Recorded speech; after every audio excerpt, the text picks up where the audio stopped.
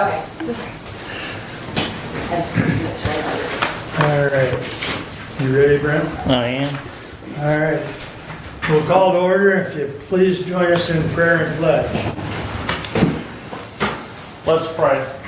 Dear Lord Jesus, we thank you for this day and this time when we can gather together and conduct the business of the county.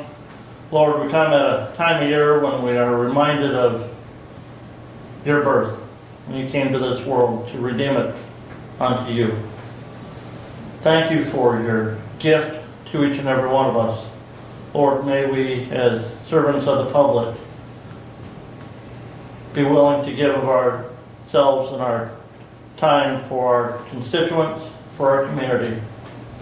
Thank you for the employees of the county who have returned to work today, and we pray that as we look forward to entering a new year, that we would be renewed in spirit and desire for the best of the citizens of Hillsdale County. We ask these things in Jesus' name. Amen. Amen.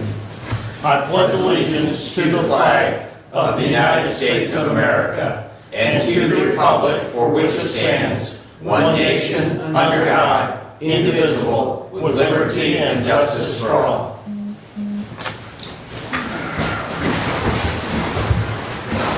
All right. Thank you. We'll have our first call out to the public. I'll read our rule. A member of the public may address the board after receiving recognition from the chairperson and giving his or her name. Public comment shall be limited to a period set aside at each meeting for such purpose, and each speaker shall have the floor for no longer than 5 minutes unless the board grants an extension. Board of Commissioners Rules of Procedures and Bylaws 5.13-3, and we also ask you to be respectful. So would anyone like to address the board at this time? We do have another one at the end of the meeting. Good Morning, morning, Commissioners. I wanted to address a matter of importance concerning the proposed sale of the community mental health building. It has come to my attention that despite the county not being in possession of the deed, there is a significant lack of transparency in the process as well. As I read it, the county was to have no involvement in those buildings, yet have been collecting rent and acting as landlords. No appraisal on the proposed sale prior to the agreement of $650,000 per Mark Wiley. No public hearing has been conducted for the proposed sale of Lifeways at a substantial amount of $650,000. It is disconcerting to discover that only 2 out of the 5 commissioners have undertaken the necessary research on this building. 2 concerned residents have brought crucial information to light, highlighting a lapse in due diligence that is unacceptable when dealing with public assets. Transparency and accountability are the cornerstones of an ethical society, and the sale of the community resources demands thorough scrutiny. The absence of a proper appraisal, questions about the fair market value of the property, and the financial prudence of the proposed transaction. A public hearing is essential in such matters to ensure that the community's voice is heard and considered. The lack of this ethical process undermines the principles of the community engagement and invites skepticism about the motives behind the sale. Discussion on the initial sale and the amount of $650,000 should have been in the open and may or may not have been an OMA violation. I implore the commissioners to reevaluate this decision, conduct a comprehensive appraisal, and most importantly, hold a public hearing to allow the community to express their concerns and their opinions on this transaction. The community deserves better, and the opportunity to participate in these decisions that may impact their well-being. And with that said, I wish you guys a Happy New Year. Thank you. Anyone else wish to address the board at this time? Seeing none, we'll move along to the consent agenda. with the removal of resolution 23-160 to return to the personnel committee for a recommendation on one appointment. I would move for approval of the consent agenda. I'll support that. So 160 is pulled and moved back to committee. Moved and supported. Any other additions or corrections to the consent agenda? Hearing none, all those in favor signify by saying aye. Aye. Opposed, same sign. Correspondence is listed. Any comments on correspondence?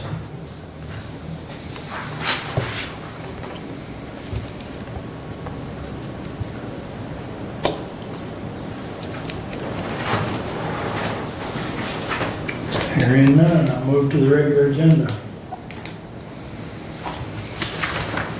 I'll move that we approve the agenda, regular agenda as presented. Support.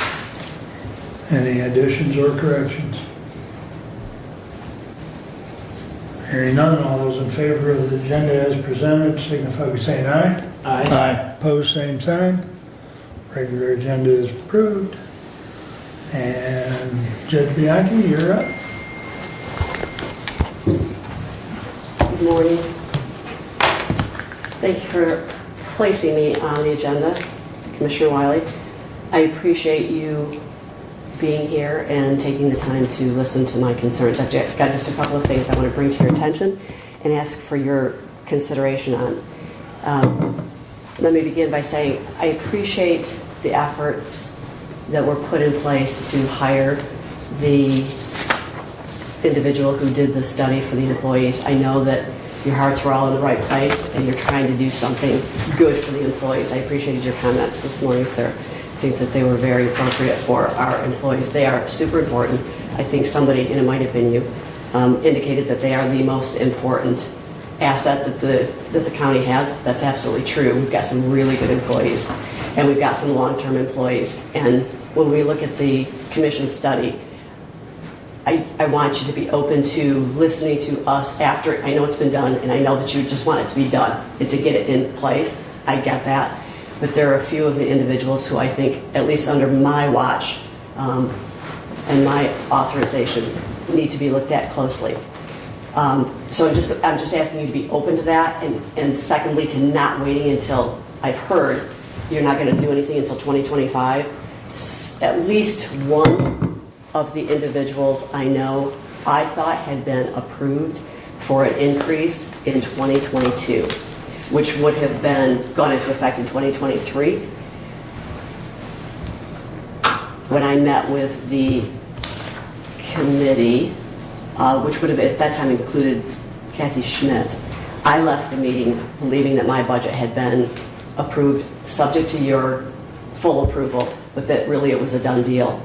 And my bad, I did not find out until maybe a year later that actually had not been approved as I thought it was going to be after that budget. So I'm hoping that we revisit, because that would mean that the person who indicated, I went back and said, this is done, this is what's going to happen. They've asked that I wait until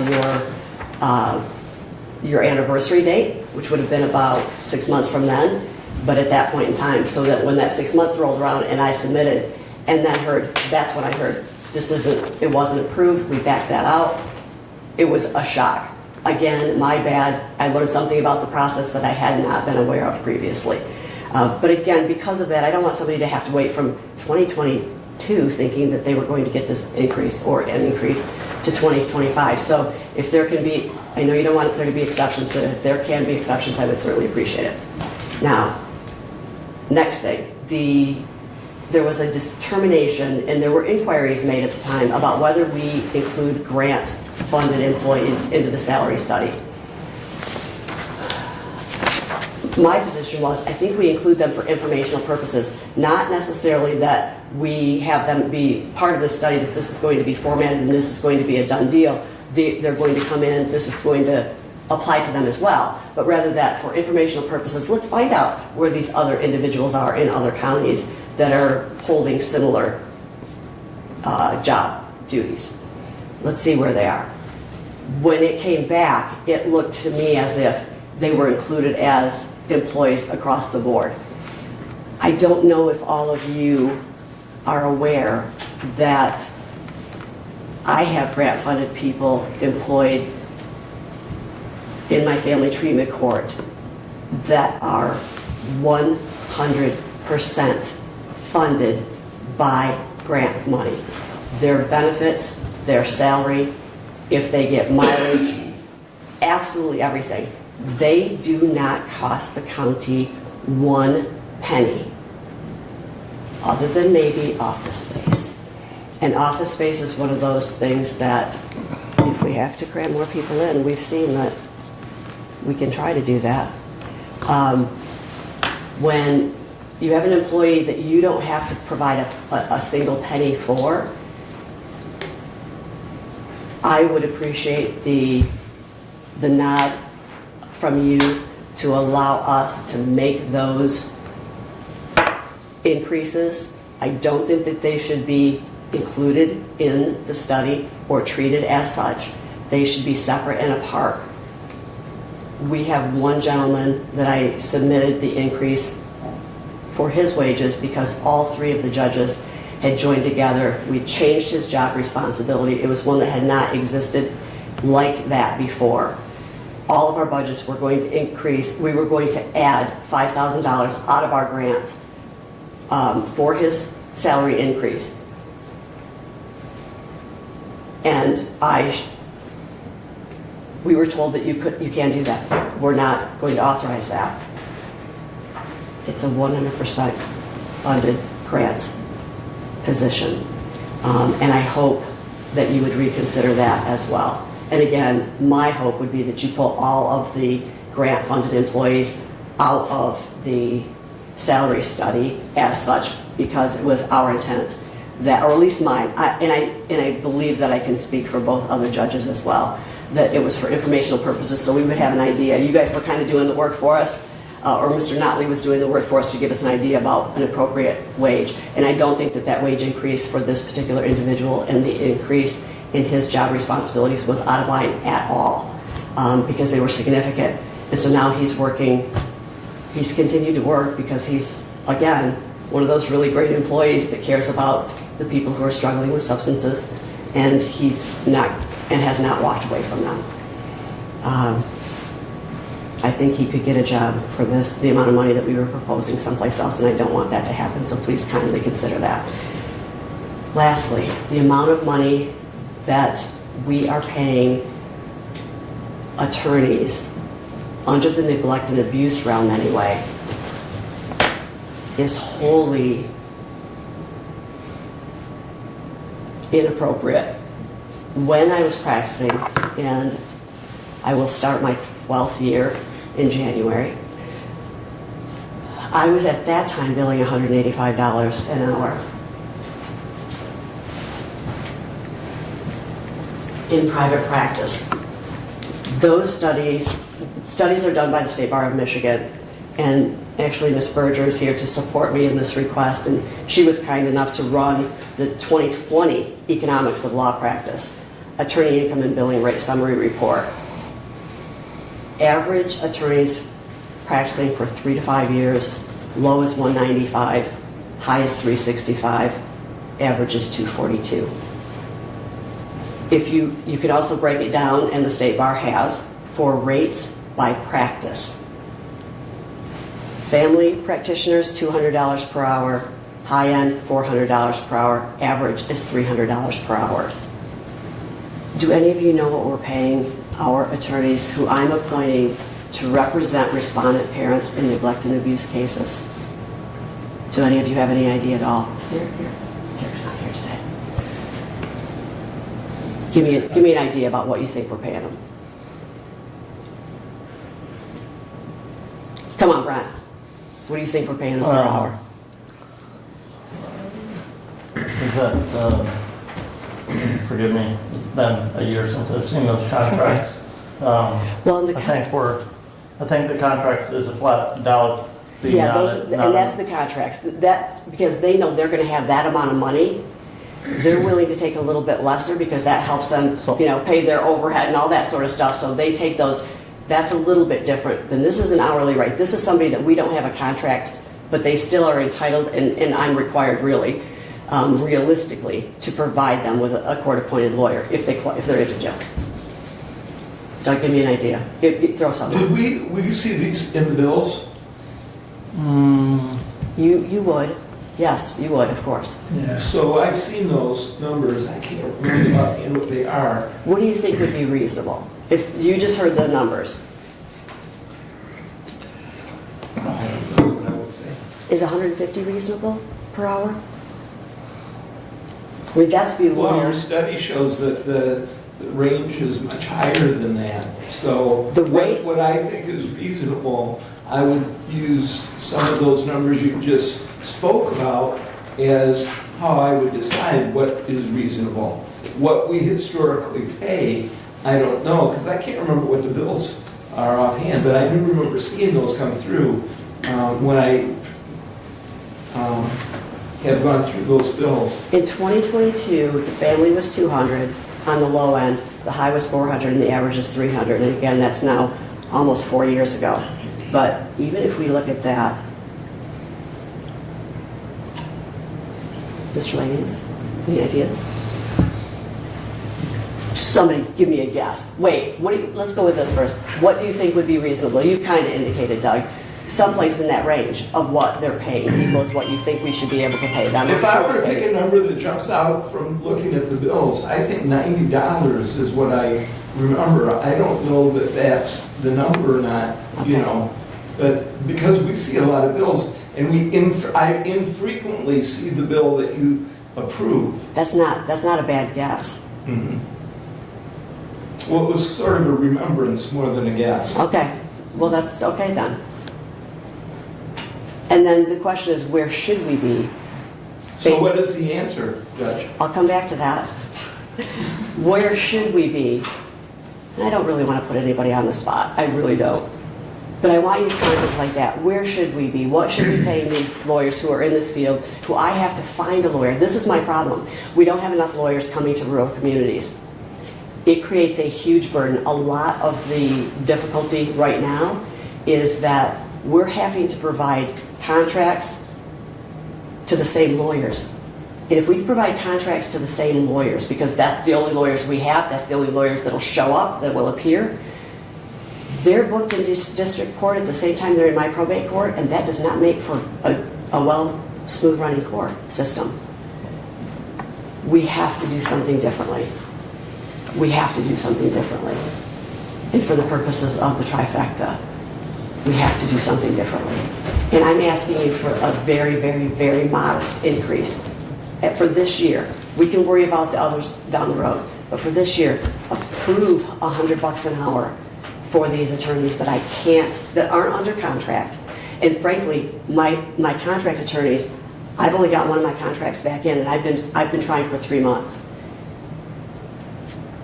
We need to look at these issues differently. They have for the Indigent Defense Fund, which is one of the reasons that Ms. Berger came here and is so supportive.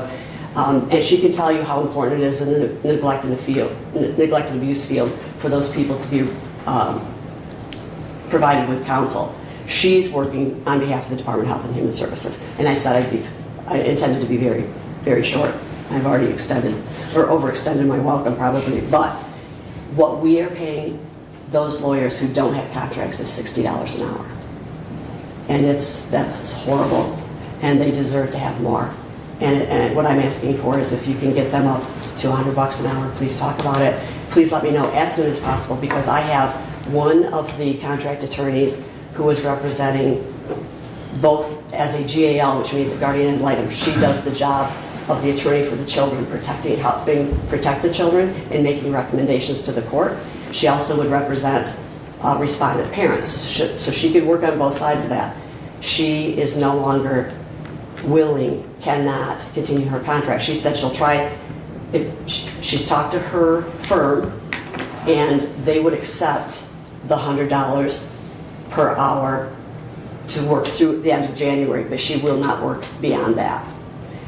So, and she's an employee of this firm that we were contracting with, so we really don't have a choice. I have a copy of the study, again, thanks to Ms. Berger. She's made some, broken it down for you. I'm going to give this to you because this is going to make it way easier when you're discussing. Who would like it? You have to do that for that. Thank you. And thank you for your time. I hope we can go into this new year, fresh start. If any of you have any individual questions of me, please do not hesitate to pick up the phone and call me. Thank you. Then, Ms. Berger, anything you want to add to that? Kim, you wanted to say a few words? I have the same issue, obviously, under my MIDC budget as what Judge Bianchi does, is we have a lack of attorneys. And I know she also does the juvenile cases, which are some of the criminal cases. I've been asked to handle some of those, and I will not, because it pays $60 an hour. I cannot, business-wise, allocate that time to a juvenile case, only making $60 an hour when you hear what our average salary is, or what we bill hourly. I can't do that. I do it every once in a while because they need help, and honestly, I end up volunteering my time because it's not worth my time to bill for it, because I spend more time billing than I do that I'm going to get for it. But the attorneys that are representing these neglect abuse, especially the GALs, they do a lot of work. They have to go to these parents' house. They have to go see foster kids. They have to go do all of that. And for $60 an hour, you're not going to get an attorney down here to do that. And then what's going to happen is Judge Bianchi's going to have to ask out-of-county attorneys, and they're not going to do it for $60 an hour. So now you've run into a constitutional violation of these parents' rights to have representation, when me, who I represent DHHS, are taking their kids from them and possibly asking to terminate their rights. So you have to have attorneys, qualified attorneys, to do that, and paying somebody $60 an hour is not. Interns from law school get paid almost that, coming as not even a graduate of law school. So what she's asking for is actually more than reasonable, given like my misdemeanor cases on my public defender side, a misdemeanor that really is not likely to lead to incarceration all the time, gets $118 an hour. So what are the comparisons? I think that would be more in line, but I would support what she's asking for, and I think that you guys really need to take that into consideration when looking at that request. Thank you, Kim.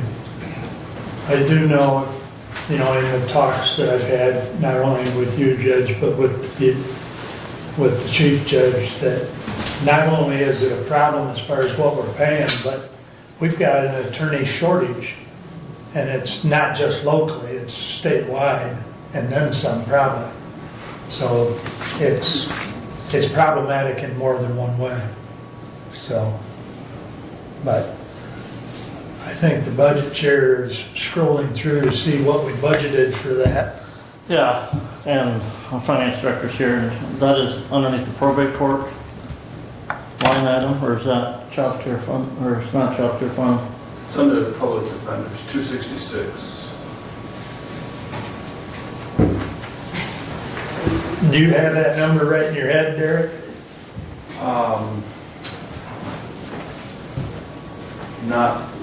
Not enough to say it. Okay. Don't mean to put you on the spot, but Brent's scrolling through, he'll find the... Yeah.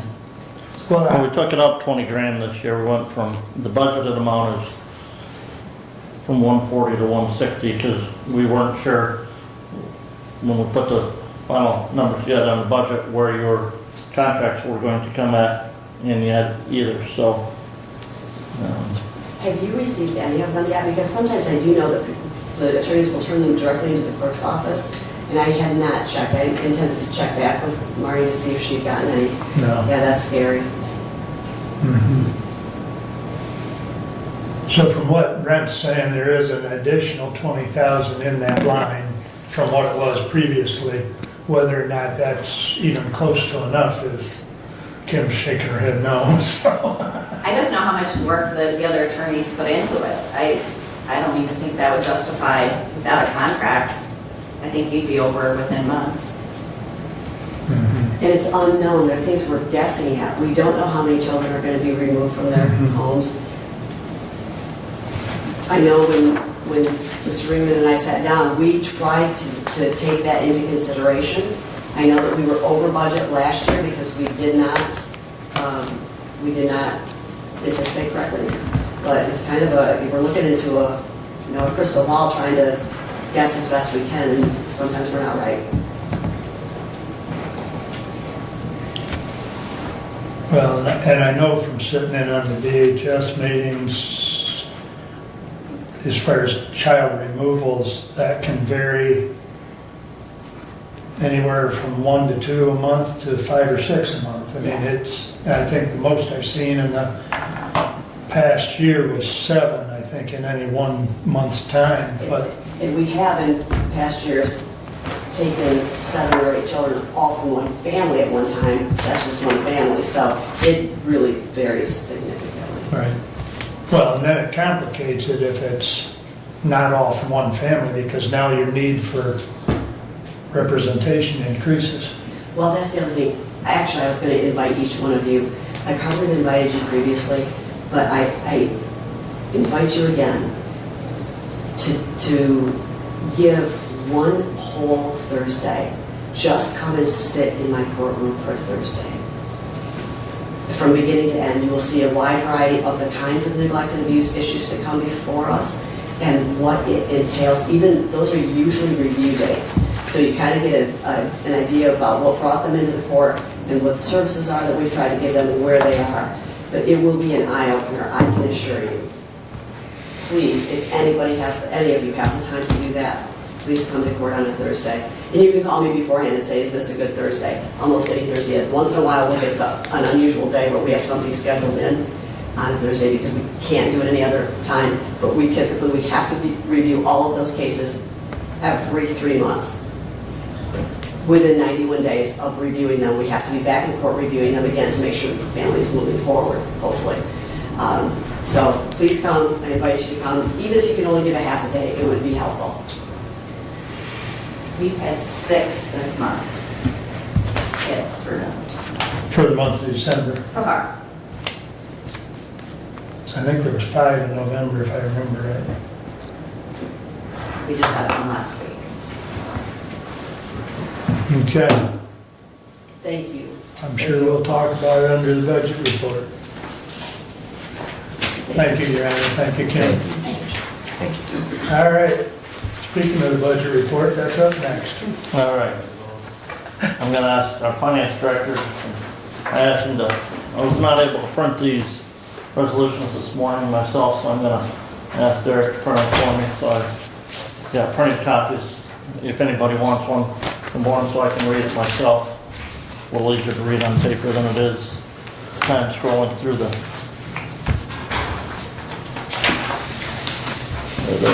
There's the special revenue fund. All right, I will deal with resolution 23-165. Amendment to the general fund budget. To the Honorable Board of Commissioners, we recommend amending the revenue side of the 2023 general fund budget by increasing the following revenue lines.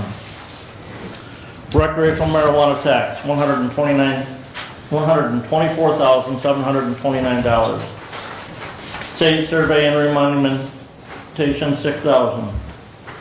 Michigan Works rent maintenance, $12,958. American Rescue Plan Act transfer in, $2,775,032. Interest on investments, $29,595. Sheriff grants reimbursement, $34,000. DHHS Child Care Fund, indigent cost, $17,500. We recommend amending the expenditure side of the 2023 general fund budget by decreasing the following expenditure lines. County Treasurer, $30,000. MSU Extension, $10,000. MCF Building, $3,000. Health Insurance, $140,000. Employer Fringes, $33,008. General Insurance, $5,000. Friend of the Court, $60,000. Prosecuting Attorney, $35,000. Animal Control, $6,910. Drain, $60,000. Special services, $89,900. We recommend amending the expenditure side of the 2023 general fund budget by increasing the following expenditure budgets. Board of Commissioners, $20,000. County Clerk, $7,000. County Survey and Remonumentation, $6,000. Elections, $16,000. Building and Grounds, $13,000. GHHS Building Maintenance, $5,000. Health Department Building Maintenance, $3,000. Senior Center Building Maintenance, $3,000. Dental Insurance, $4,000. Workman's Comp Allocation, $104,600.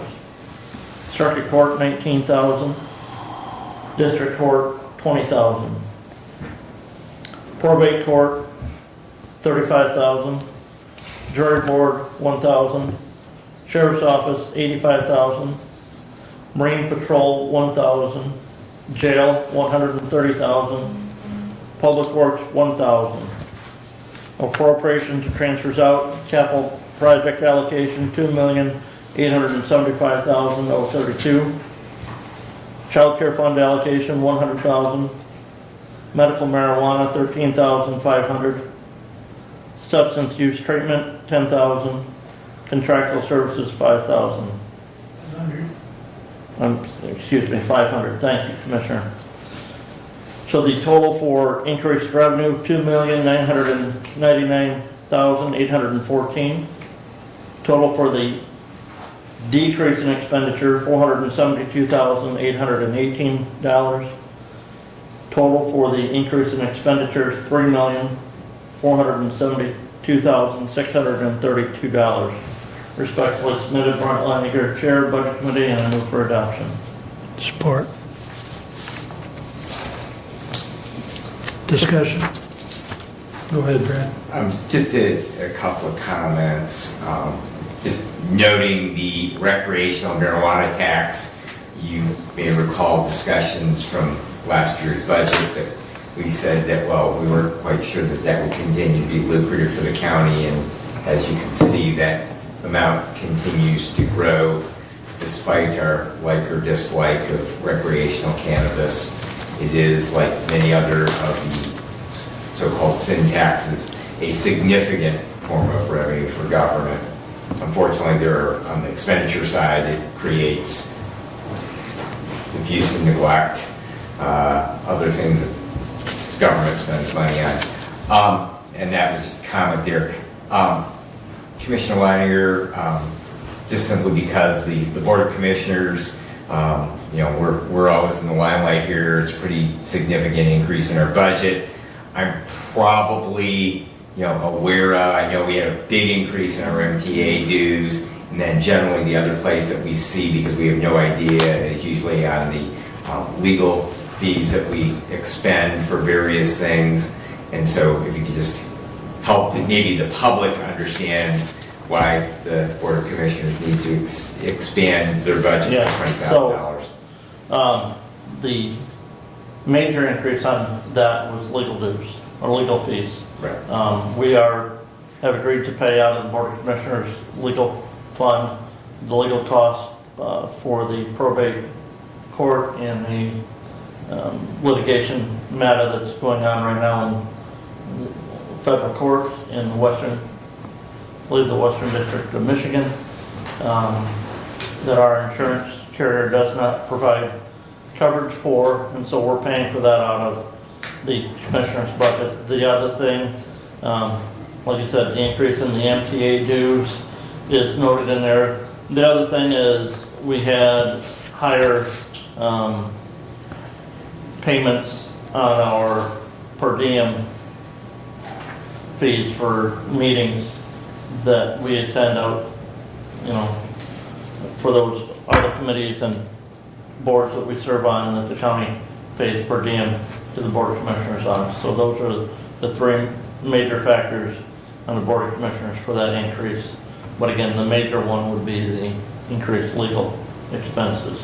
Right, and that you just reinforced exactly my point, that the legal fees that they don't necessarily pertain directly to the Board of Commissioners, but those items, regardless, unless they're discrete for when we are doing union negotiations, and then generally there's a separate line item for those, that's a great portion of that need for an increase in the Board of Commissioners budget. So thank you again for your explanation.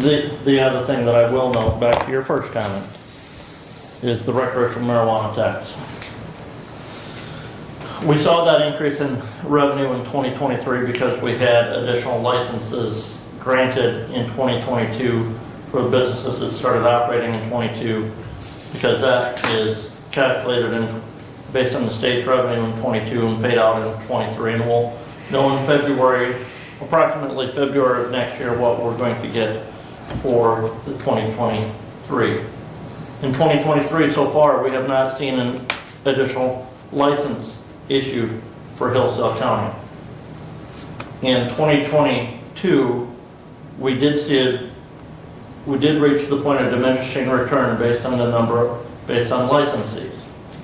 The revenue per license in 2022 was about $5,000 less than it was in 2021 from the state. So if that happens again, we're not going to see as big of an increase. We would actually see a reduction in that medical marijuana tax. Go to the city of Reading that has not seen any additional licenses issued. They saw a decrease in their marijuana revenue in 23 compared to 22.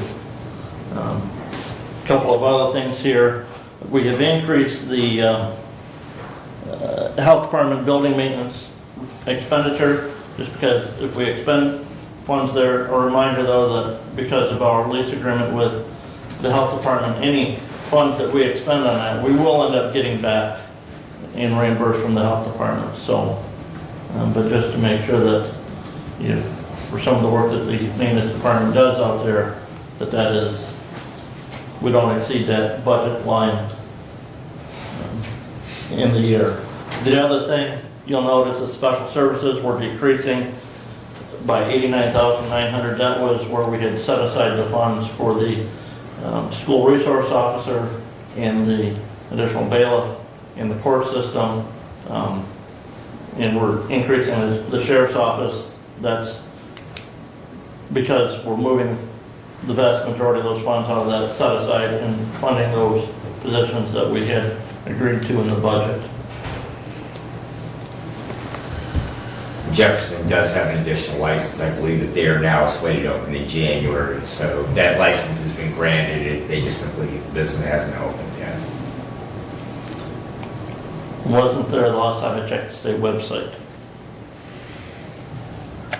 I know Montgomery Village is still looking at either one or two, but where that's at, I'm not sure. But I know there's been no recent discussion on that. And Mr. Ringman is here as well. You guys have any questions for him on that? I mean, it's Not necessarily. something we do every year, just different numbers, different accounts to some extent. Yes, Commissioner. Go ahead. This ARPA fund transfer, Yes. is that ARPA fund, that's a standalone item, right? Right, the American Rescue Plan Act funds those dollars, and you're going to see them again here in a minute on the next special revenue fund. When we received those funds in from the federal government, they were set aside in a special revenue fund. We have been, last year, we used those funds, transferred those into the general fund, covered salaries of county employees, and then transferred those salary funds to the capital improvement fund to cover work that we're doing primarily in the courthouse. This year, we're finishing off the expenditure of those American Rescue Plan Act funds, transferring those into the general fund, using those funds in the general fund, which frees up general fund dollars, and that will transfer to the capital improvement fund, as you see there. to cover the work that we're doing on the courthouse.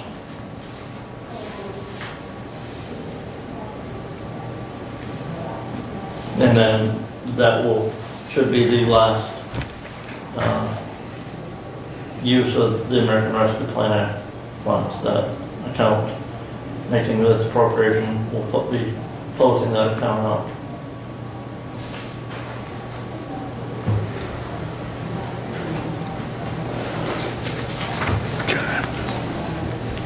Any other questions?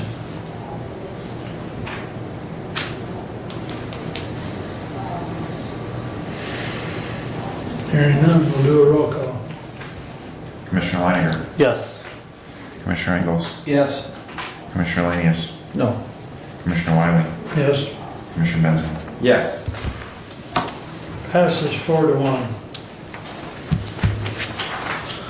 All right, next up is Resolution 23-166. To the Honorable Board of Commissioners, we recommend the approval of the following amendments to the Special Revenue Fund budgets for the 2023 fiscal year. Fund 201 roads, revenue amendment increase of $1,008,000, expense amendment $1,008,000. 208 parks, revenue amendment $18,000, expense amendment $18,000. 230 sheriff boat increase, revenue amendment $5,000, expense amendment $5,000. 256 registered deeds technology fund, expense increase $31,500.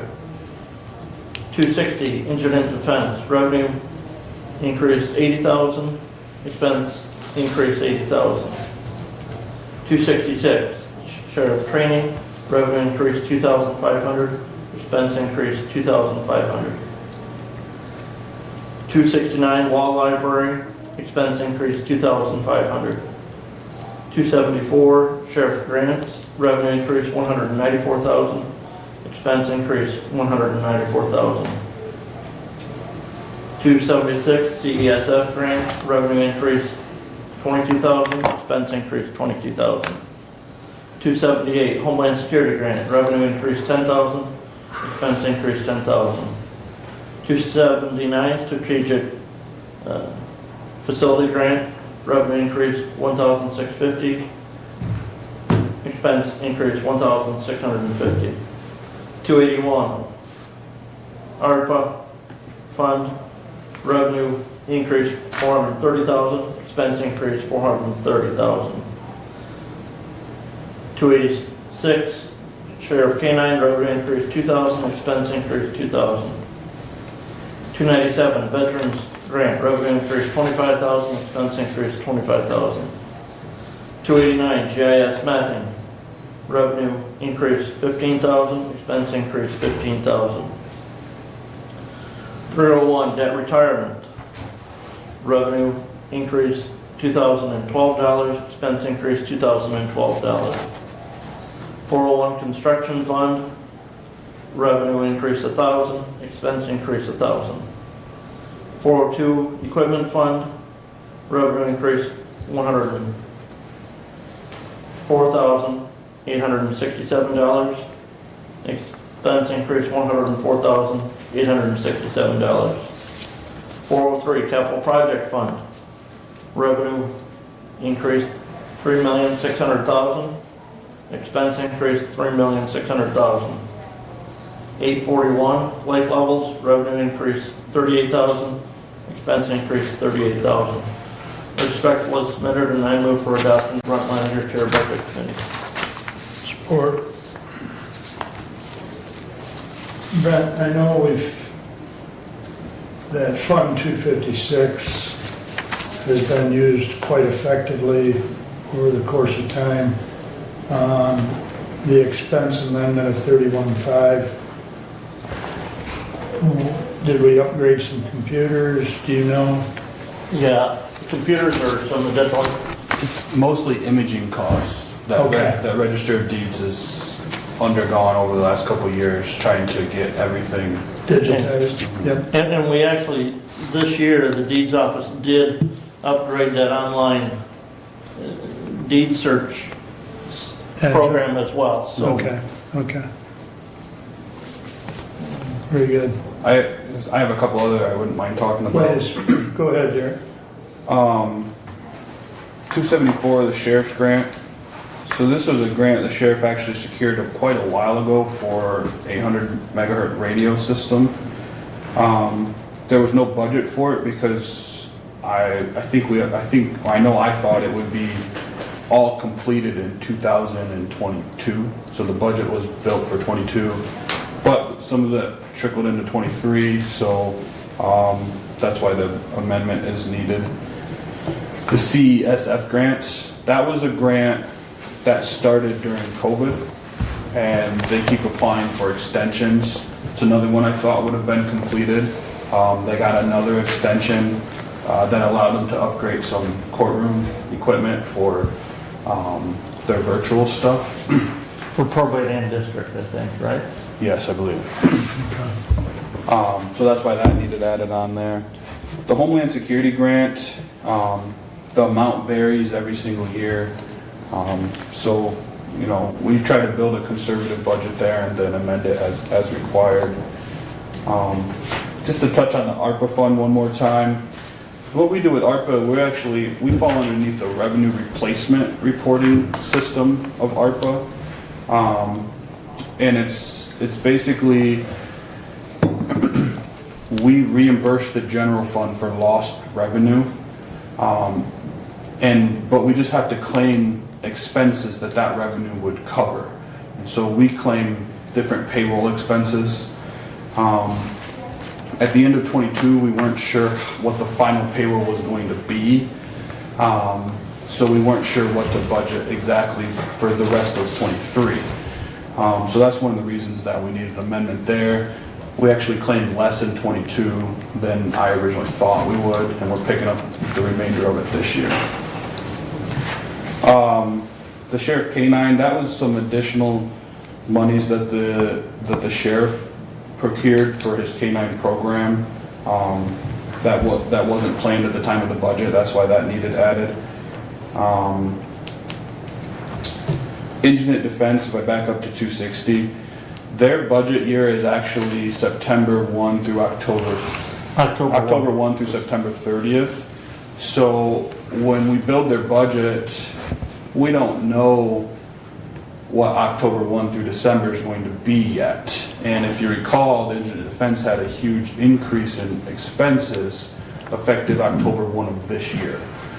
Usually you don't see that. It's pretty consistent from year to year, but that's the reason we needed an amendment in that particular fund. But not, just not, Derek, what we contributed. This is the special revenue side, Okay, Commissioner, so this is taking into account the revenue that we get from the state in addition to our, Okay. you know, and so that 80,000 is really additional revenue from the state and it's additional expenditure of the Indigent Defense Fund. I follow you. Thank you. Yeah, so what we contribute doesn't change, Right. but what the fund as a whole spends does. Gotcha. The rest of them I thought were pretty, I mean, if you have any questions on it, I guess I would take. So. Does the capital projects include the money we spent on the new HVAC for the front of the court building? The Is that paid for in 23? Yeah, the expenditure was already budgeted in there. Right. So, yes. So I'm just trying to, make the $3,600,000. I That's realize it's a transfer. Well, the vast majority of that increase in expenditure, Commissioner, is the additional work that's been paid for on the courthouse. Okay.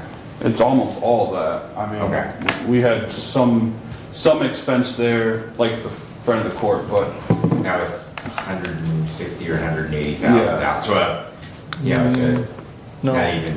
No, 10%. front of the court was over 400,000. Okay. yeah, so any other questions? 298 GIS mapping. Yes. Wasn't that under register of deeds in 256? No, Is that different mapping? Or? the GIS system is the That's Oh, the system that Equalization. equalization does, Okay. works Yeah. with our townships, puts Yeah, out got it. property lines, got it. and that's because we authorized the changeover in that GIS mapping system. Right, So digitally. the reason that one needed amendment, we budgeted an appropriation to the GIS fund in 2023's budget of around 15,000, In the general fund. in the general fund to the GIS fund. But we didn't build that expense in to the general fund, so, or into the GIS fund. So now we're building the expense so he can pay for it out of that fund. Correct. Any other And questions? yeah, that's for the, I think we should touch the website update. Right. Which is forthcoming. Yes, I'll recommend that today. Okay. Any other questions, Steve? No? All right. Roll call vote? Commissioner Ingles, Yes. Commissioner Lanius, No, Commissioner Wiley, Yes. Commissioner Benzing, Yes. Commissioner Leininger. Yes. Passes 4-1. Please continue, Brent. All right.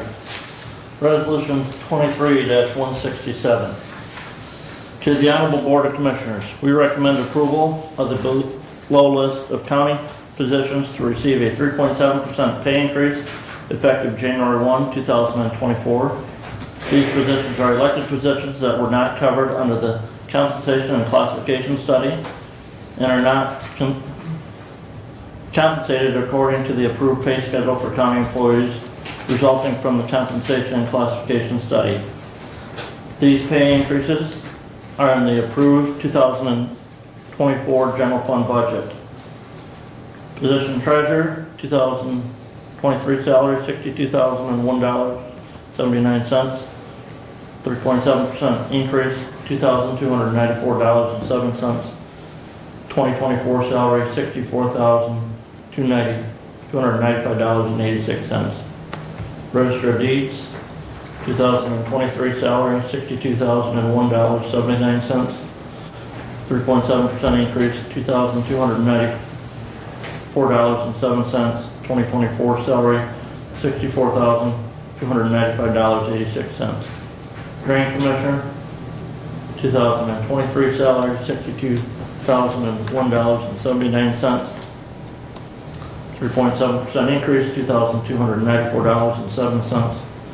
2024 salary, $64,295.86.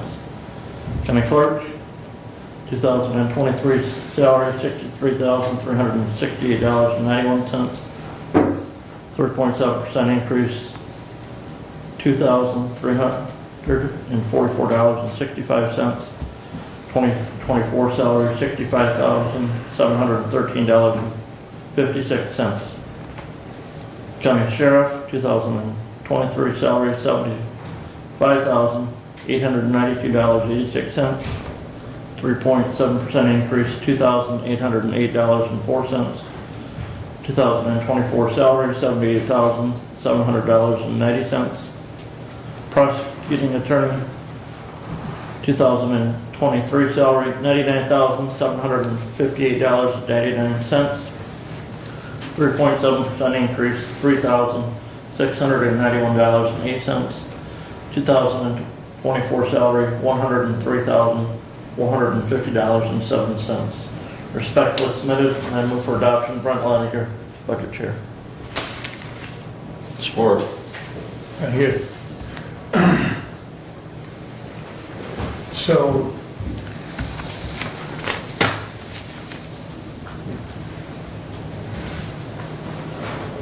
this is something that was not done No. many years ago, and when I first came on the board, the elected were behind by about 10 or 15 years. And I know Brad can remember that we did kind of an in-house study, we tried to get them up, and then after that, we tried giving them at least the same increase that the SEIU was getting on an annual basis to try and keep pace. So this is, I think this is good.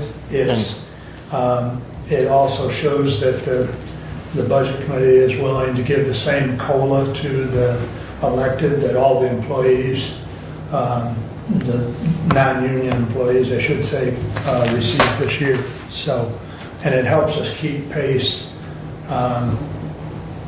with other similar sized counties. So, And again, thank you. Those those figures were included in the budget that we passed 2 weeks ago. Following up with a resolution, spelling those figures out primarily for the payroll department so that they have something for the auditors, should they ever ask, why are you paying this amount? We have a past resolution setting those wages at those figures. And just as a matter of public information, the reason why the Board of Commissioners is not included because we are statutorily precluded from increasing salaries within the term, and then there is always, and we all have probably experienced this in the township or village council, there is always a reticence on the part of the governing body to give themselves a raise, so that tends not every 2 years, but we saw a year ago where we did that catch up for about 6 years worth of those increases that all of the other electeds got. And so moving forward with the 4-year terms, it will be interesting to see where MAC is on that in regard to how that, with the doubling of the term, how that they're going to either lobby the legislature or what changes will be made if a Board of Commissioners can pass an increase that would be the same as the other electeds or inflationary to keep the board in all 83 counties, not just this one, but in all 83 counties, to make that same sort of inflationary adjustment that they do for the other electeds.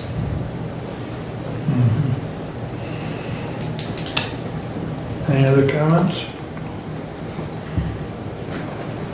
Commissioner Lanius. Yes. Commissioner Wiley. Yes. Commissioner Benzing. Yes. Commissioner Leininger. Yes. Commissioner Ingles. Yes. Passes 5-0. Please continue. All right. Commissioner Lanius asked if I would give an update on the health department.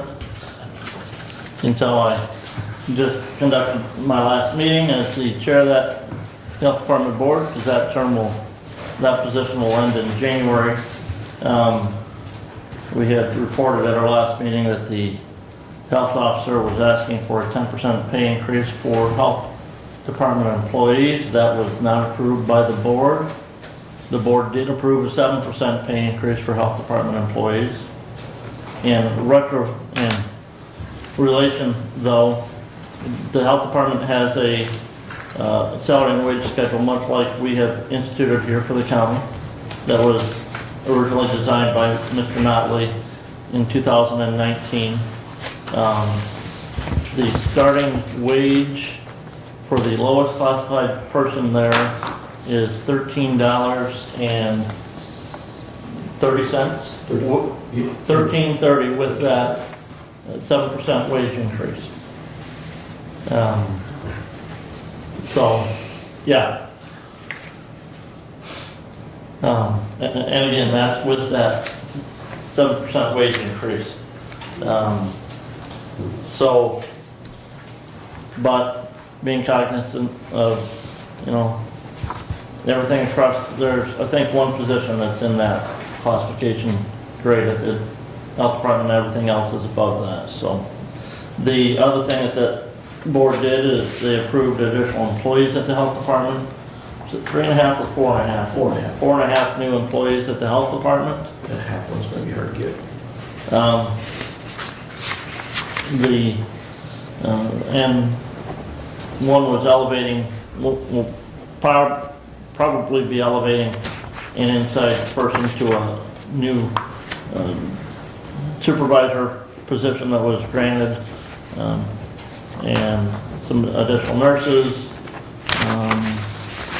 and an additional sanitarian in the environmental health department. So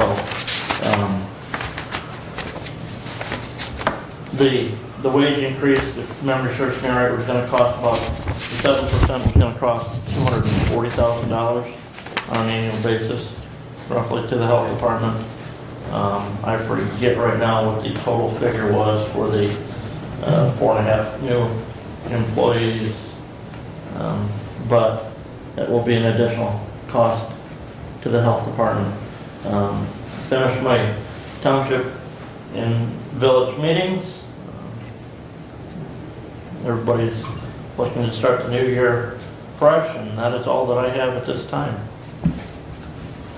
Any questions for them?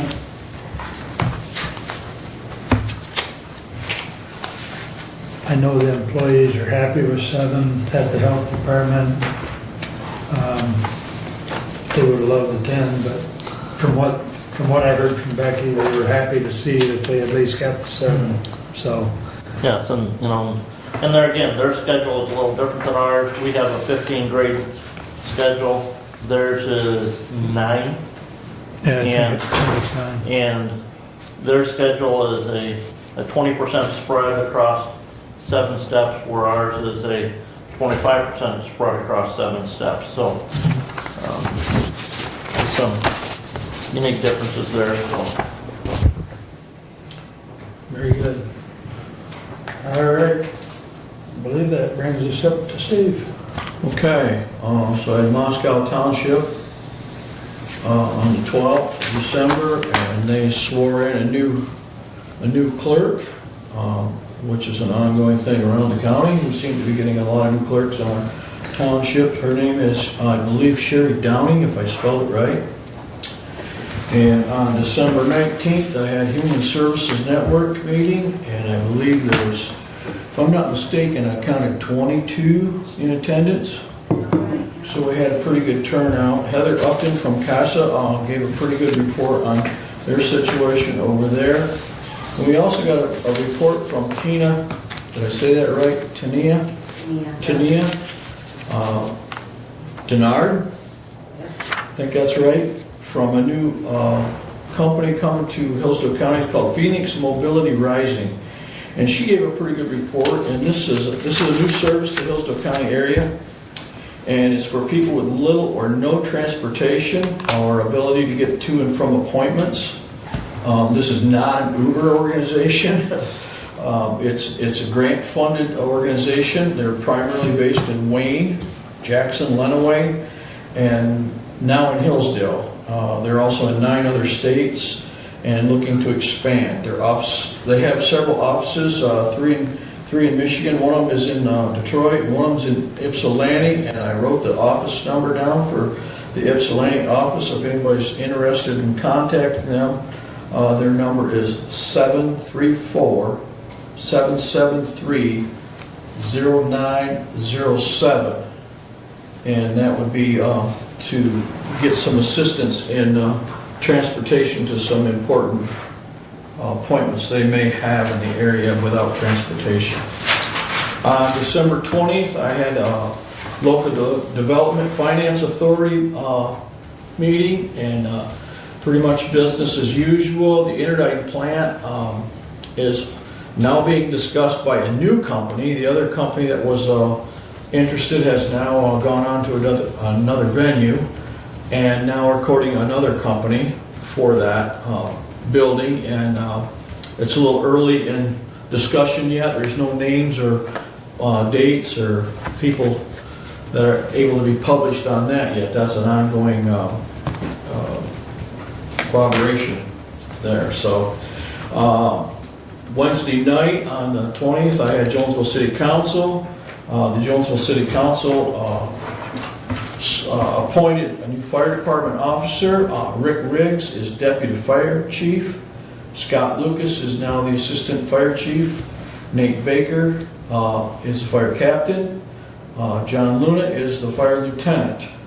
They also accepted a bid for a new generator for the fire department and passed a resolution for an employee ID badge policy and accepted a new calendar for meetings for that. They also got reports from Public Safety, Water Treatment, Department of Public Works, in cash reports, and everything seems to be going well there. So that's my report for today. Any questions for Steve?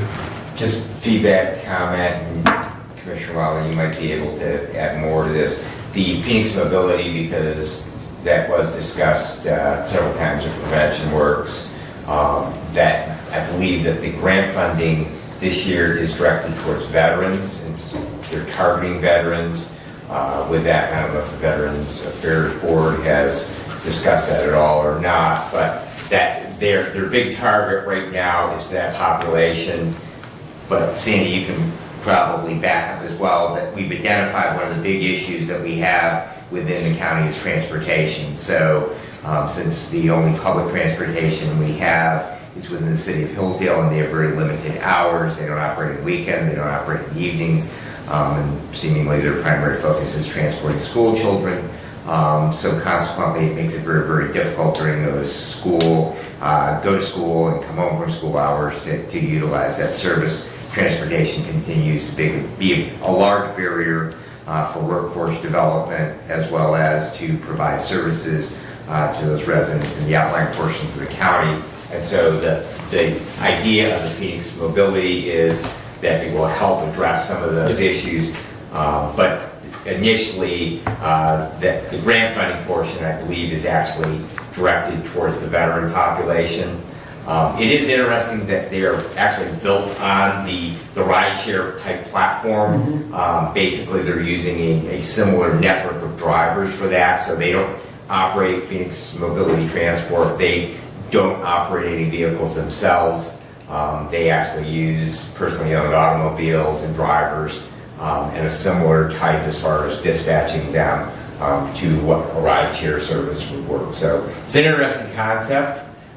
It's one of those places where the private sector is kind of overlapping into the public area and addressing a need. So it would be interesting to see how that develops to address some of those transportation needs for the population we serve throughout our county. From my understanding, she didn't imply that it was originally for veterans only. Well, anyone can May use the have service. been. Anyone can use the service, Yeah. but the grant funding is, Yeah. I believe, to address that population. Okay, well, I asked her point blank about the grant, about the funding for that organization. It is 100% grant funded. So, but it looks like a good program Yeah, for Hillsdale absolutely. County for a lot of people that are Yeah. in need of transportation and that. So, it'll be a good thing, you know. And like you said, it's a call in for drivers. Yeah. You know, so. Yeah, I can certainly ask Renee if she knows anything, if she's any. Okay. I know we've got a couple drivers that, we pay them mileage to transport veterans to their appointments. And then we also use, Key opportunities. key opportunities. Thank you. Just drawing a And blank. that's, I should also add that T does have a public, and they receive MDOT funding, I believe. I think it's either federal or MDOT funding. Commissioner Ingalls might be a little bit more familiar, but they get a portion of those dollars every year when they parcel out those grant dollars. Okay, very good. Thank you. Your turn, Brad. All right. Let me get to that tab. All right, Prevention Works, we did meet on December the 14th. The Experience Wellness event is continuing to move forward. Interestingly, they were looking for a larger space for that. Have looked at renting Camp Machindo's facilities. Unfortunately, the Camp Machindo Spring River University people did not feel that that event was in accord with their mission, and so they will be going back to the senior center again this year, and I will continue to update is that. Last year, I think we had about 140 people participate in that interesting concept, and to highlight some services that are available to those people within the county that have substance use disorder issues or other behavioral health issues. So, good program. I forwarded you all the press release from Eagle regarding the call for updating the county materials management plan. However, I have not been made aware that we have officially received any notice, and Commissioner Wiley, you have not seen. I know the clerk's office has not forwarded on to me as well, so stay tuned on that. Evidently, Eagle, they told the media that there's a call for it, but we have not seen that yet. So we will continue to move forward. It did look like from that press release that they're looking at starting in 2025. So it looks like we may have another year before we have to actually start moving forward. But we need to continue to make those plans because we will be mandated to do that. The ETSB or 911 board met on the 20th. Central Dispatch has hired one additional new dispatcher. We still have one position open. That is a full-time position, salary designated by their bargaining unit contract. And so as soon as that individual passes through the training program, it is my understanding they're actually totally new to public safety. So hopefully that they will stick with it, and we will be able to get them on board so that it helps our staffing out there. And again, continue, if you will, to let the public know to visit the that County Employment Opportunities website. And the application for that position is there, as well as the job description. There's going to be a meeting on the 28th, January 28th, for all county public safety departments, so police, fire, EMS, to update and discuss their needs for the expansion to an 800 megahertz radio system. And we have a new Motorola rep, the gentleman that was involved in the previous process, he is no longer with Motorola. Thomas Whitaker says very good things so far about his interactions with the new rep, and she will be there as well on the 28th. And I would ask you to encourage all of your fire departments and other public safety departments to make sure they at least have one representative in attendance. County Fire Association, they meet quarterly, and they will also be meeting in January on the 21st. That's a Sunday meeting out at Hillsdale Township Fire Department, Station 4.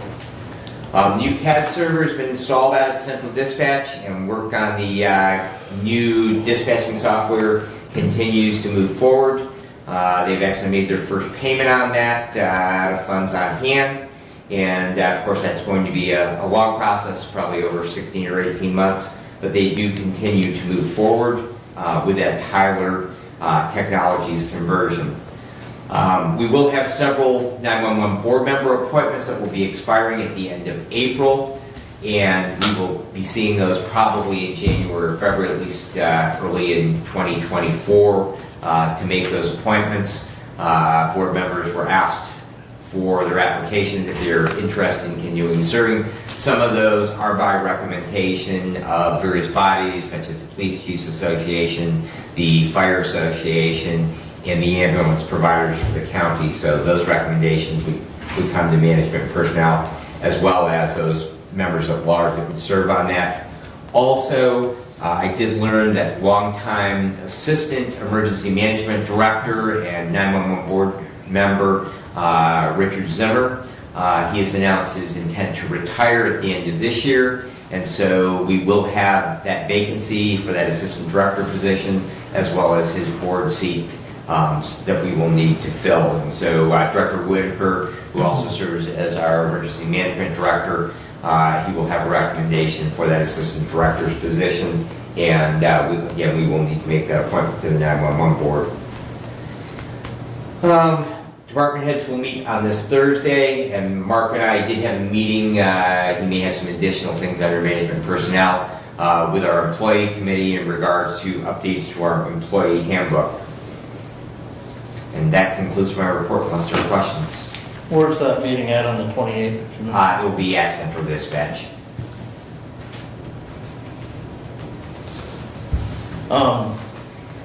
Yeah, Somerset Township meeting last week, there was discussion about their need for additional police officers, and they, using the same grant funding tool that we've used here at the county with the Sheriff's Department to put some new recruits through the academies. Supervisors Shaw indicated that there's also similar type of grants available to put firefighters through firefighter training schools, but they were severely under revenue in the last fiscal year on their ambulance because of problems with one of the ambulances they had not able to run some of the transfers that they'd done in the past, but also because of the shortage and lack of paramedics and EMTs. Supervisor Shaw indicated that MTA is trying to work with the legislature to put together some type of grant funding program that would help get people into that profession. So I don't know if you've heard anything about that or... Actually, there is a tremendous amount of funding available. The director of EMS programs at Jackson College, which does run both a medical first responder, EMT basic, and EMT advanced programs. They will have an advanced EMT class that will be running in the winter term this coming year. That they actually are able, with a number of different pools of money, able to provide almost complete funding for students to attend those programs. So there is a tremendous amount of dollars already available for those. As far as on the fire side, actually firefighter academies, you have to look at that kind of differently. There is, our county, we run a fire academy, Jackson County runs a fire academy, and those are funded by taxes on fireworks in Michigan. And so the cost is actually very minimal. I believe it's about $275 per personnel from each fire department that the local unit would have to fund. So the cost is pretty low for those local academies. Where it gets expensive is that there are programs available where they would be much like the police academy, that they are at a community college, and they would be an intensive full program that would provide the education, but they go far beyond what most local programs would cover in their fire academies. However, one of the things that we talk about all the time is why is it so difficult? Why is it so intensive? Why do we need over 200 hours of education? And it's simply that certification, whether you go to a 14-week, 5-day-a-week fire academy at Oakland Community College, or you attend the fire academy that we currently have going here in Hillsdale County, if you pass the state test for firefighter 1 and 2, hazmat operations, and emergency vehicle operations, you are a certified firefighter and can work for any department in the state of Michigan. On that EMT funding at Jackson, that just paid for the course, right? Pays for the class, yes. How long is that class? It's usually about 14 weeks. And how many hours a day? Generally, it'll be 4 to 5 hours for each of those 2 sessions. Okay. Where the funding for training for police officers allows the agency to pay that individual while they're at the academy, as well as paying the cost of the academy. And I think that's what they're really working to try and get, is some of that same type of funding arrangement, because, you know, they bought a new ambulance in Somerset. Their question is, though, are they going to have enough staff to fill it and run it? Yeah, and that question continues to be, we're 500 plus paramedics short in the state of Michigan right now. Every ambulance agency out there has staffing issues, and that just like we hear here in county government, I'm sure that you hear at the health department, we're losing employees to other employers because of pay. And that, if you look at what an agency in Hillsdale County pays, and we're all basing it upon the primary source of income is reimbursement rates from the Center for Medicaid and Medicare. So some of that is contracts that are negotiated with large insurance carriers, but again, those reimbursement rates are primarily from Medicaid and Medicare. And so all the agencies have the same kind, but it comes down to call volume. That there's a certain fixed cost to buy an ambulance and equip it at the ALS level, and then you have the salaries for the people you pay. But it's just like that if you have a restaurant, if it's only open for breakfast, the rent or the mortgage on the building goes on 24/7. The electric bill to run the refrigerators you have goes on 24/7. The insurance. So if your income is only from the clientele you get, if you're only open for breakfast, is much smaller than if you're open for a longer window of time. So if you have an agency that your crews sit and that they don't have the call volume, that they're not getting reimbursement from those calls. So call volume has, in rural America, has a greater impact because of those fixed costs. And those fixed costs remain pretty much the same other than salaries, no matter where you're at. So, but yes, there is an incredibly difficult recruiting problem, but there is also a pay problem when you look at what is involved. Part of the issue is that for a paramedic, you have in excess of 500 unpaid clinical hours, and it's a requirement of the program that you not be paid for those clinical hours. You can't be getting a salary while you're doing them. So, which is not true on the law enforcement side of the house. So, how do you encourage people to do that? I can just tell you from a personal level, the reason why that I'm not a paramedic is simply because I will always be working, as long as I continue to serve in EMS, whether it's with my local fire department or with a larger transporting agency, I will never ever work full-time in EMS, and I could never recover those 500 plus unpaid clinical hours with the number of years that I have left to work. And that was true 5 years ago for me. It's much truer today at 65 than it was at 60, that you have to be able to work enough hours to recover that. And so that is also a barrier, and that's going to require changing in requirements, starting at the national level with National Registry on down to state programs. So, and that is a barrier as well. Any other questions or comments for Brad? Okay, moving along. Doug, you're up. First off, I have from the parks, we've discussed the DNR grant. Last year, we received 255 points. This year, 280 points.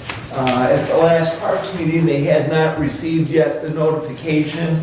I can say now that Derek has received the notice that we did not receive the DNR grant this year. That grant was not approved. Do you know what the cutoff point was this year? I did not hear any details on the points or where we really stood in the rankings, but other than we had more points this year than last year, and I don't know where the awards were given. So that's information to come yet. Okay, thank you. Also discussed at the parks meeting was the weed control. Doc Ruthers had a presentation and a plan for that weed control at Lewis Emery Park in the rearing ponds. They will begin the permitting process, and we will have that as a project during the course of spring, summer, fall, likely after summer when the lily pads can really be addressed at that time. At the road meeting, they had their public hearing for the 2024 Road Commission budget. Revenue has been approved at $15,342,359.89. Expenditures of $17,396,800, which leaves a fund balance for the Road Commission of $3,651,000 $514.89. You'll notice that the expenditure is more than the revenue. Their intention and what they did accomplish as approved was to spend down some of their general fund. They're spending down $2,054,000, $440.11 to take better care of our roads. That's the intent in more projects, and we'll talk in a minute about some of the projects. In the manager's report, he did talk about 307 miles of roadway brush spraying that will occur in 2024. Their plan is a 4-year plan rotation to complete all of the brush spraying in the county. 2 mechanic positions have been offered. The Hog Creek Bridge was discussed. They're seeking information on the Timber Bridge. There's a 5-month wait once the order is placed. That is a 50-50 cost share with the township. So they're working on what to do with the Hog Creek Bridge. The annual township meetings are being set up for January 22nd, 23rd, and 24th. And meeting dates for the road commission were set and will be posted again the 2nd and 4th week of each month for the road commission meetings.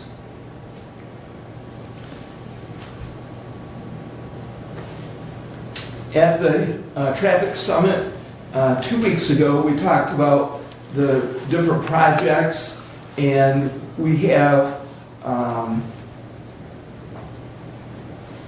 for the road commission projects for 2024, which were in your packet in the correspondence. And I wanted to talk just for a minute. The major projects, Commissioner, would be the 2 bridges on Territorial Road, repaving, regrading and repaving 2 additional miles of Camden Road, and then the center rumble strips, which I think are emergent or are safety funded grants. But territorial won't, that would be actually paid for in this year. I believe that probably was the Montgomery Bridge that was paid for because that project was completed. No, there are 24 projects. Oh, 24, okay. Which Yeah. you was talking about, Okay. the 2 territorial road bridges. Right. So I have that now as well. The 2 territorial road bridges are the projected cost at $3,472,857. That was going to be close to traffic, and they'll have detour routes for those bridges. The centerline rumble strips for 2024 project cost at $565,407, and those are throughout the county, Moscow Township, Bankers Road and Territorial Road have those rumble strips, and then Camden Road has a crescent shape, 2 miles of Camden Road from Pittsford Road to Tripp Road. The estimated cost on that is $1,168,750. So those are the projects for 2024. Doug, do you know anything, Gary reported at the Camden Township meeting that they were looking at possibly doing a extended shoulder on Camden Road for buggy traffic. They're talking about for the Amish, yes. I don't know what they've decided on that, but that is something that's being looked at, for the safety of those buggies. Right. I mean, improved shoulder to accommodate more of like a buggy path. Yeah, it's kind of like a bike lane, only it's a buggy lane. Right. Yeah. Right. I think that's a great idea if it. Terrifying. No, just knowing that stretch, because I regularly drive that stretch of Camden Road from the village of Camden going eastbound, because it rolls quite a bit and there's a number of curves in there. Yep. It's probably one of the worst sections that we have as far as for Amish traffic.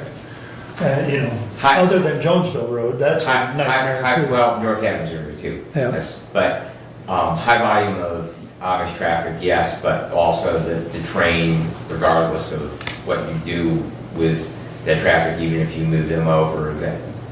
Right. Well, first and foremost, people have got to be more Yeah, vigilant Yeah. and paying attention.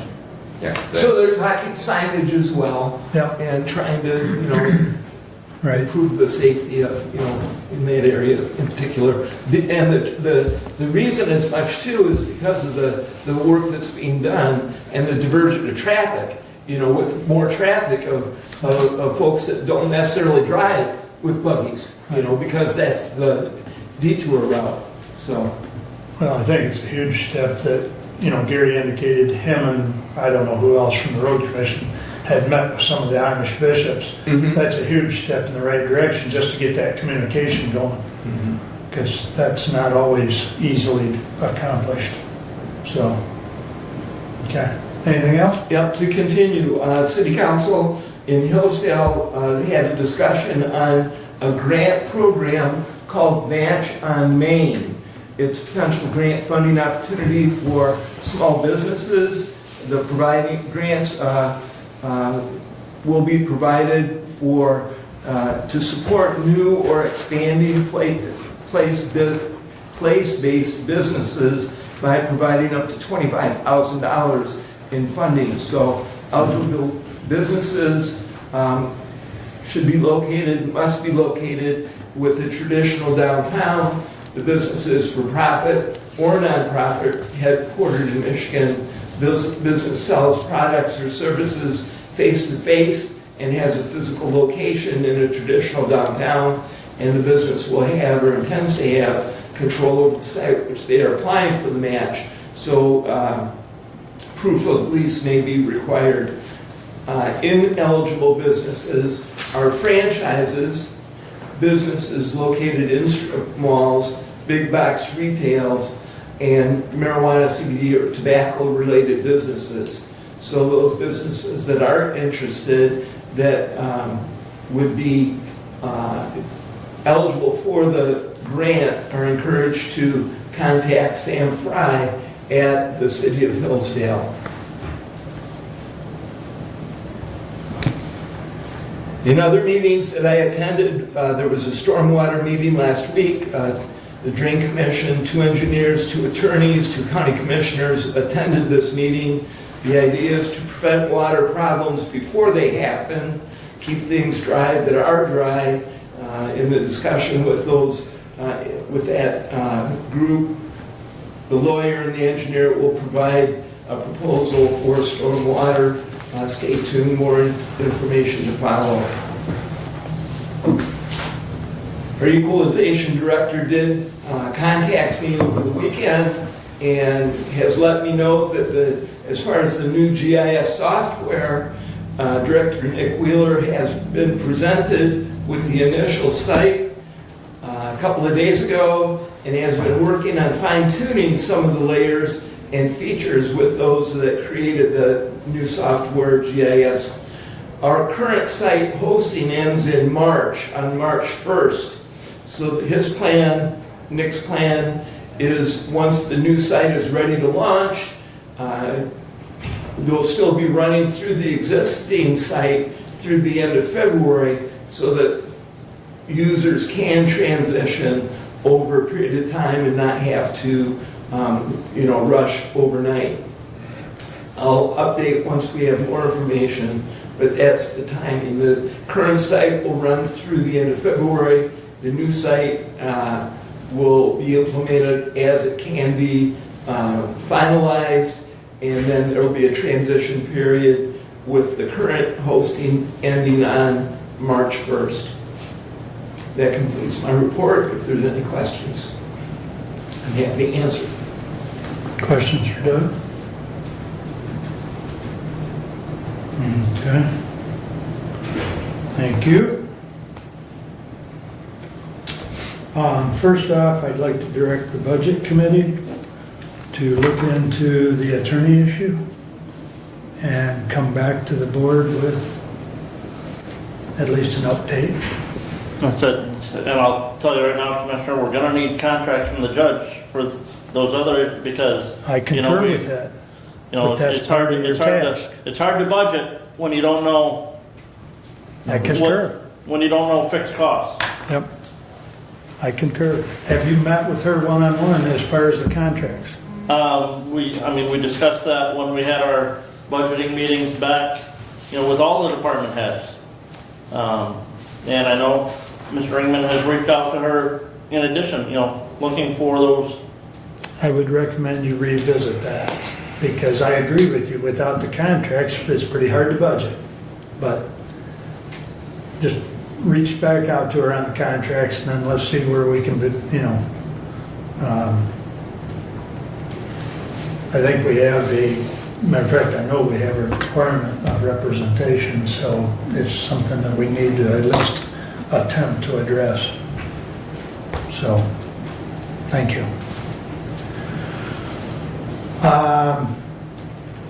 As Brad alluded to, we had discussed the personnel handbook with the committee, the employee committee that we had formed back in the summer, I believe it was.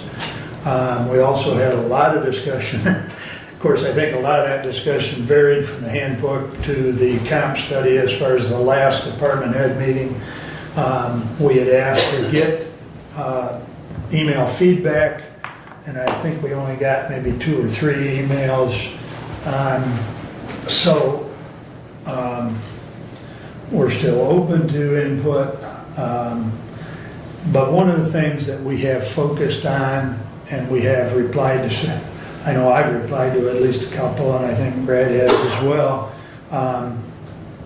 We're making a very diligent attempt to keep everybody on the same page. I know there's been comments about the holiday schedule, comments about different things, I'll just say it that way. And we're trying to stay kind of a mirror image with the union contracts, because the end goal is to have everybody on the same page, the same days off, et cetera, et cetera. So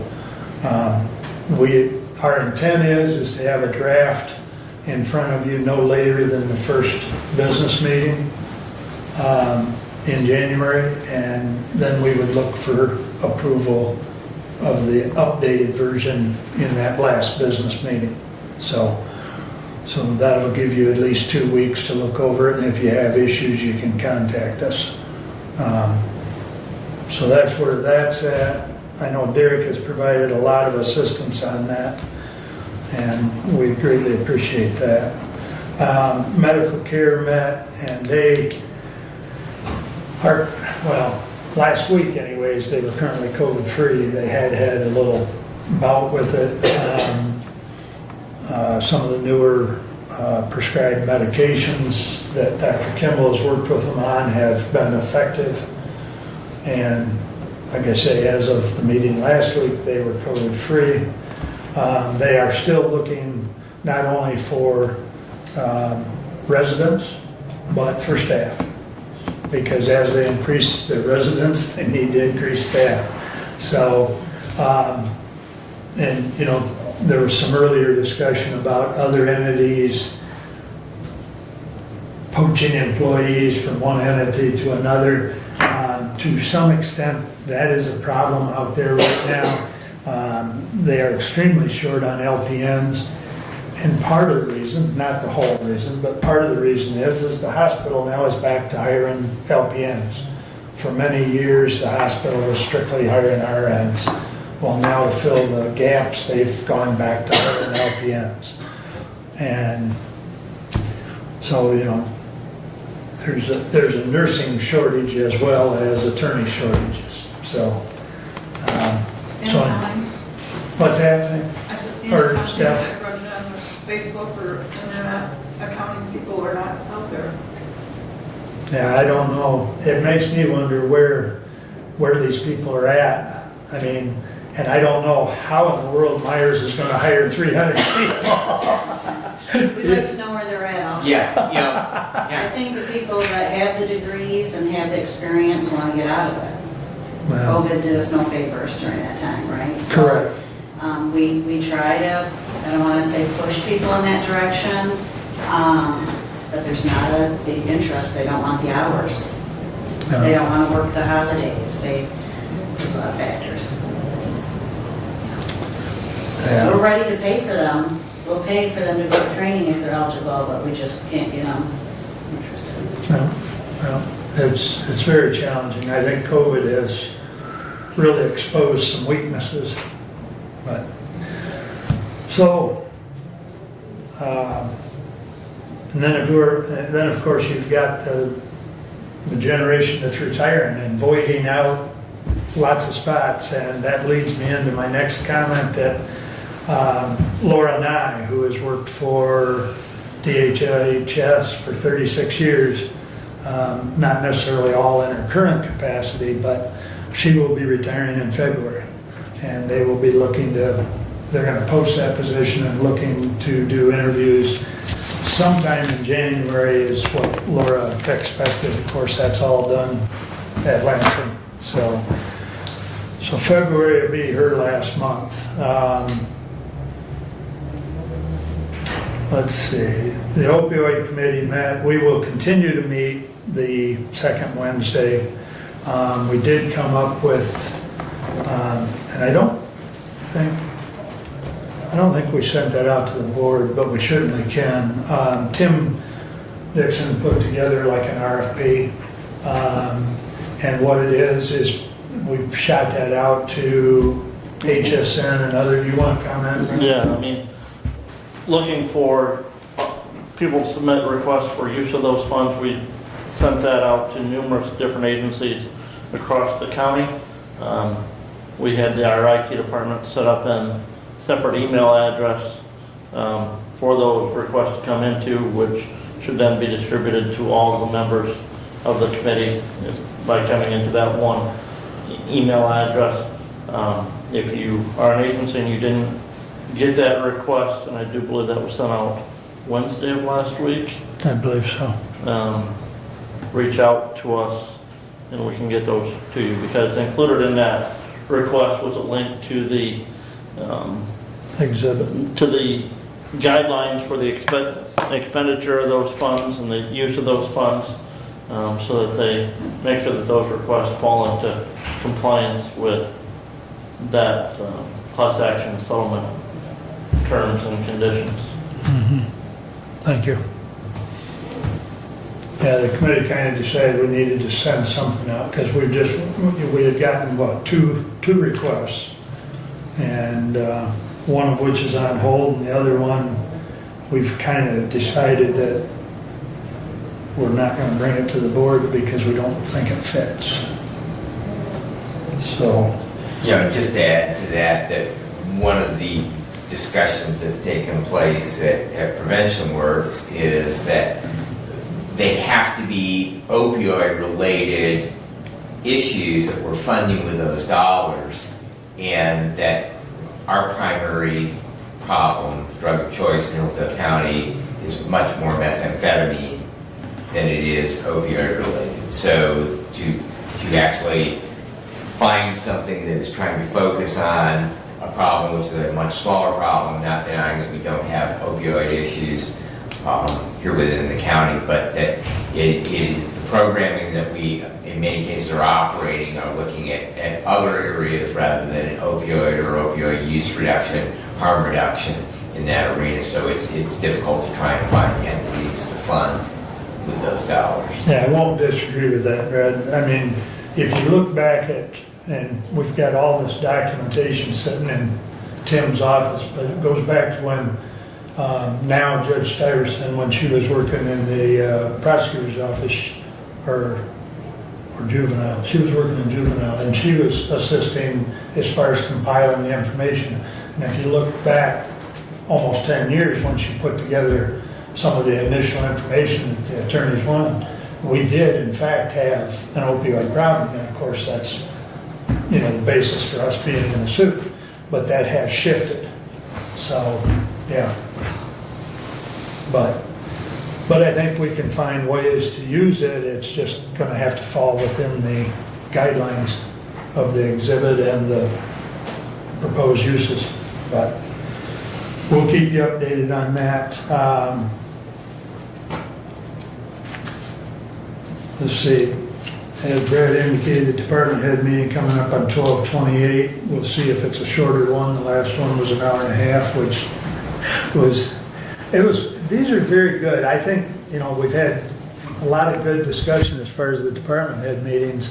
And it's a good way to exchange information as well. So we'll continue on with,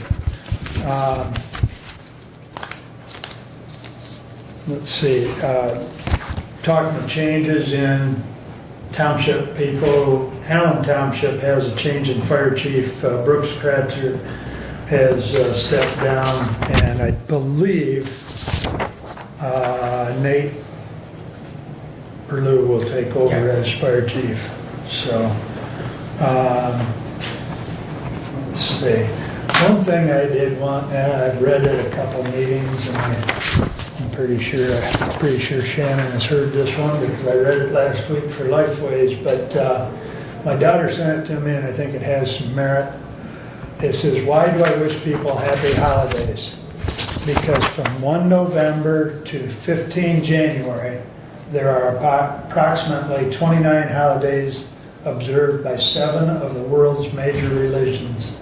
And I don't think mine are the only ones that count."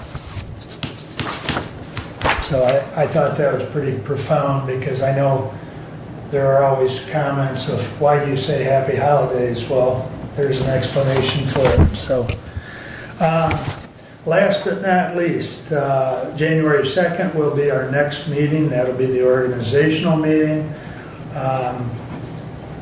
If it is the board's desire to have a new picture took, I suggest you wear what you want in a new picture. And I will take that up with David to see if he wants to get a new picture for the county webpage. But that will be at 9 a.m. January 2nd, right here.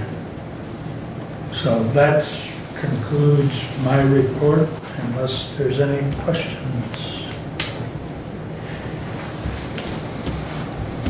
That brings us back to public comment. Sandy? Steph? Ken? Shannon? Thank you all for coming. Additional business, Doug? New Year's coming up. Happy New Year. Look forward to 2024. Drink and drive responsibly. Or not. Not drink, I mean. I'm not working New Year's Eve, so Brad, additional business. I'm good. Happy New Year, everyone. Thank you. Brad? Couple of things, Commissioner.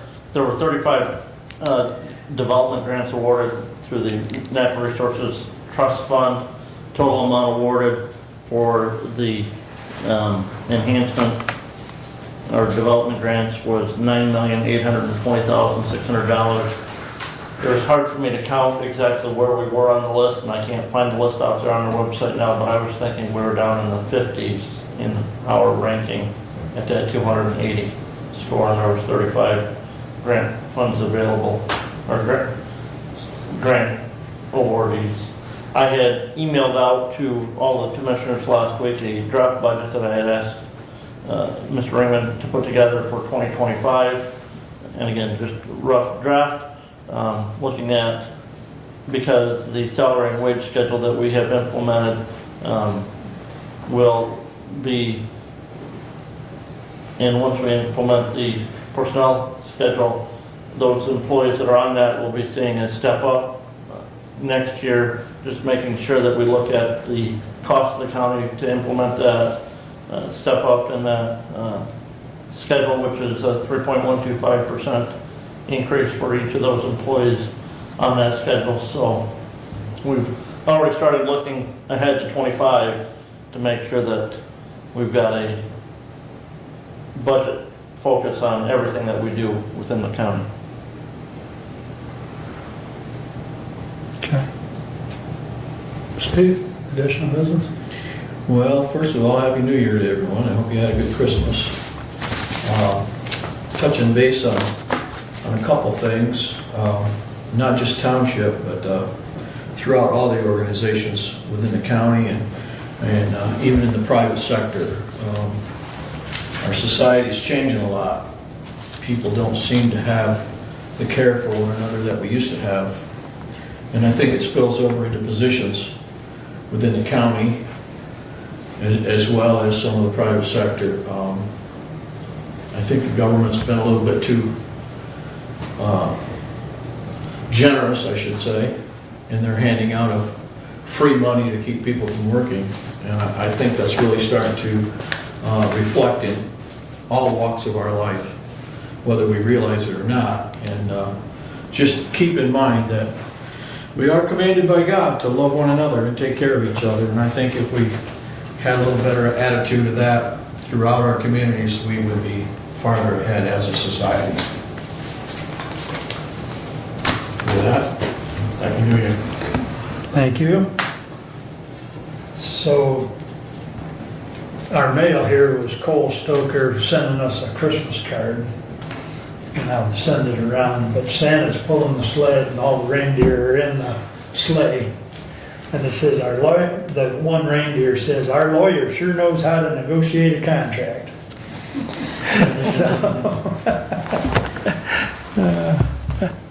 So, anyways, with that, Happy New Year, and we'll see you on January 2nd. We're adjourned.